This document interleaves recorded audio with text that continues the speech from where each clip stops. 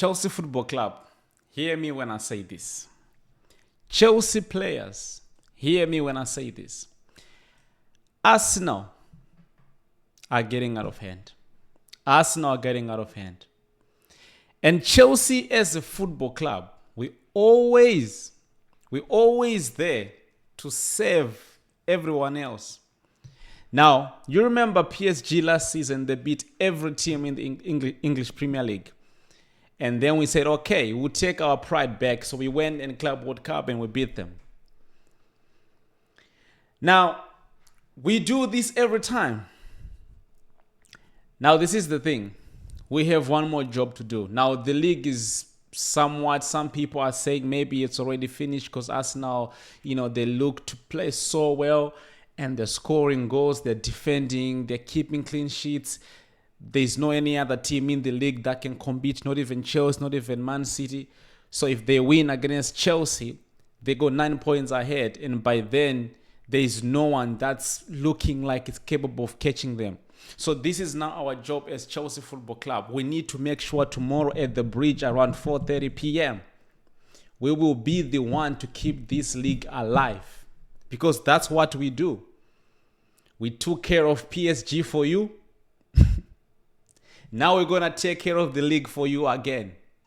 So I need my boys to turn up. I need Maresca to come up with a crazy game plan that will make us play so good, even so bad. I don't even give a shit. All I want is to take something out of the Arsenal's plate. I want to take something. This is a London rival. If they're going to win the league, surely they cannot win this league at our home. You can't make a decider and say, okay, the league is already done. There's no other team that's catching up to Arsenal. And that result comes at our house? No. We have so much shame and pride to keep. So now Chelsea, let's go and save the league. Now Chelsea versus Arsenal tomorrow. Match preview. Listen, people, in my opinion, I'm not one of those guys that are on the top in terms of saying Chelsea are gonna win. I actually don't think. See, I'll rephrase what I just said. I don't think that anyone out here is there believing in Chelsea. I don't know, and I understand Chelsea have not been consistent.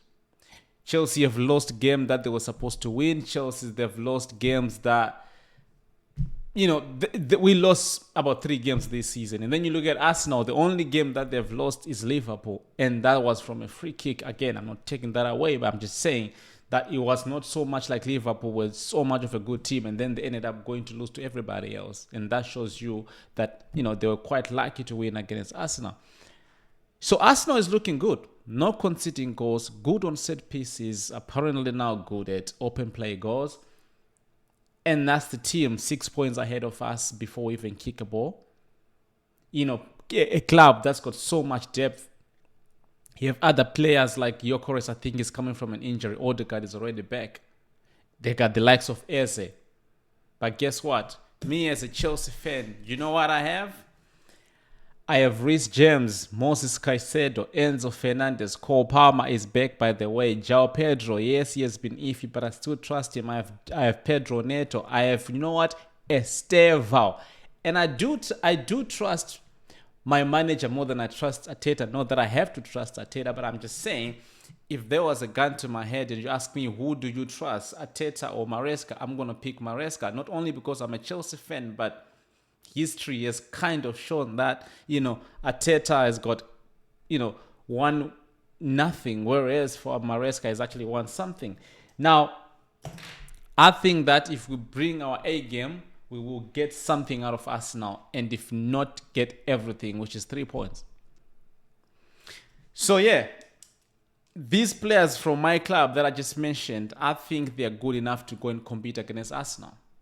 People like to talk about the battle of Caicedo and Declan Rice. First of all, I don't even think that should be a comparison.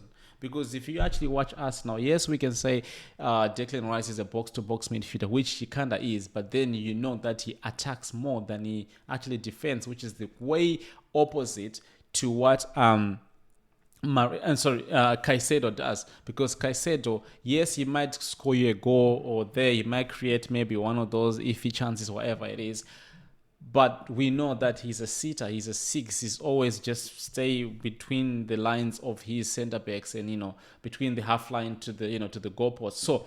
So my thing is like you can't even compare them. However, if you want to do comparison, say Declan Rice, Fernandez, Zubimendi, Caicedo, because to me those players actually played quite similar positions for you to be able to compare them.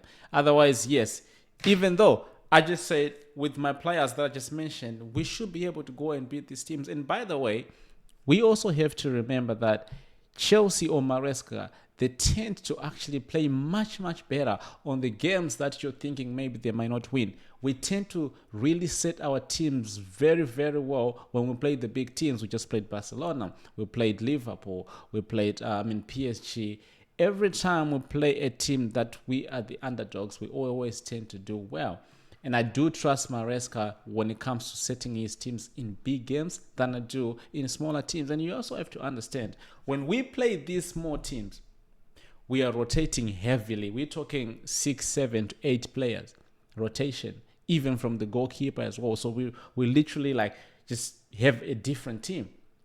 So when people then say, oh, but Chelsea, they do concede so many goals. They've conceded goals, 3 goals from Wolves because Wolves are shit. Listen, that was our C team, not even a B team. That was like our C team in a Carabao Cup, the game that we knew we were going to win.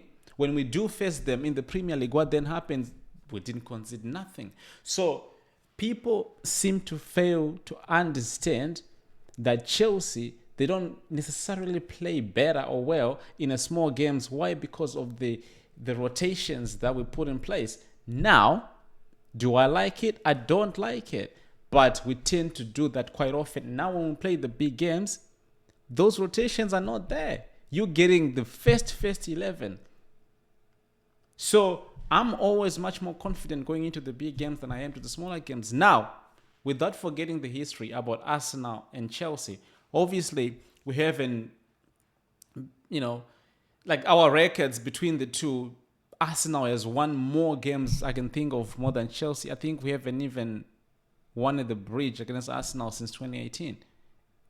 At the Emirates, I'm actually not sure, but it's been so long, right? So we can't forget the history. We cannot. However, I still do think that this time around, if you actually look at the way we are playing, we are not so bad ourselves. So, yeah, that's what really I'm just going to say to this game. Oh, the good part is Cole Palmer is back as well. And Estevao, I'm hoping that it starts. Now, I would have liked to do the prediction, but I'm not going to do it just for the sake of not knowing what Maresca is going to do, because this is a big game. So, but I do hope that we see the likes of Estevao being given, much more minutes.